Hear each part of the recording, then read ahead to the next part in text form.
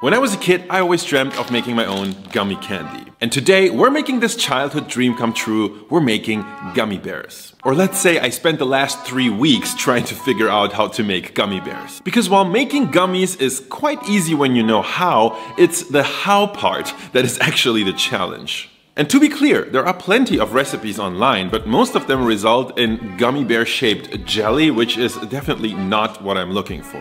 What I want is a bouncy and super chewy gummy bear, and after many failed attempts, let's just say I'm pretty sure I cracked the code and have a recipe for you.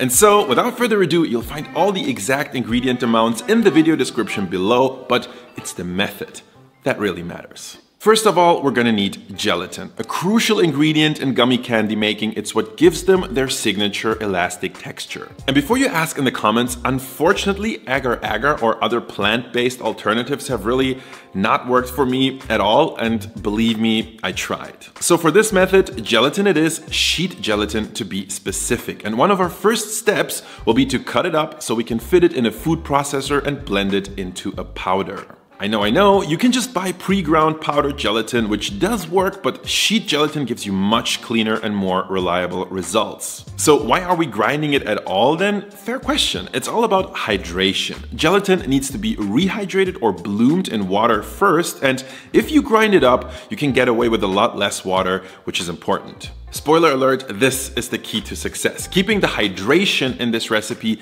as low as possible, but more on that in a second. This is the reconstituted gelatin you'll end up with, which you want to set aside for now while we work on our second crucial ingredient, sugar. We basically want to turn it into candy, for which we'll mix it with some water and start melting it on medium heat. For this step, you're going to need a thermometer. A candy thermometer is perfect, but a regular one will also do the trick. You only want to stir a little bit and very gently for even heating, and as soon as your sugar hits around 115 degrees Celsius, you can take it off the heat. Here's the thing, the further you cook your sugar, the more moisture will evaporate and the firmer or harder your candy will be. Here's a test batch where I heated the sugar to 135 degrees and the resulting gummy feels almost rock hard until you actually begin pulling it apart. Surprisingly, it not only stretches but even retracts, and if you're like me, that's actually a pretty desirable texture. Chewy gummies are awesome. So what's the downside? The sugar syrup will be so thick and sticky that it's gonna be virtually impossible to get it into a little gummy bear mold without some kind of industrial grade nozzle. After countless fails, I feel pretty confident in saying that for home gummy making, the sweet spot is between 115 and 120 degrees Celsius. The next ingredient we're gonna need is glucose, and this is what glucose looks like. It almost feels like it's not even moving, but it actually is. It's just extremely thick. It's not really pourable, so what you want to do is just go in there with your wet hand and just give your best. I'm adding it straight into our hot sugar syrup, which I put directly on my scale with a heat-proof pad in between. That's the only way we can weigh our glucose, really.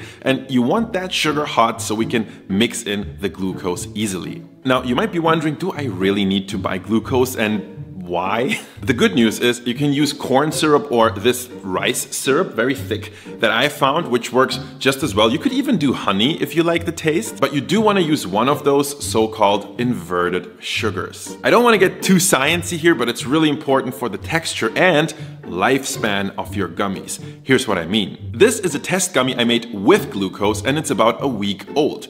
Looks like new. This, on the other hand, is a gummy I made where I replaced glucose with more sugar. And check out how weird it looks after a week. I mean, I used a different color, but it's about the surface where you can see the sugars recrystallizing. So if you're serious about making gummies, please use glucose, corn syrup, or another inverted sugar. Now, once your glue has fully dissolved into the sugar syrup, it's time to add in our gelatin. And because we kept the hydration super low, this might feel a little awkward in the beginning, but if you keep stirring, it'll eventually come together. Keeping your pan on the stove on the lowest heat possible is very helpful here, and if you still feel things are just out of control, you can add 1 or 2 tiny splashes of water, but do take it easy. A little will go a very long way. Once your mixture feels smooth enough, you want to briefly rest it, and you'll notice how a lot of bubbles will form on the surface. Those bubbles will not disappear and eventually end up inside of your gummies unless you get rid of them. And the right time for that is definitely right now. Just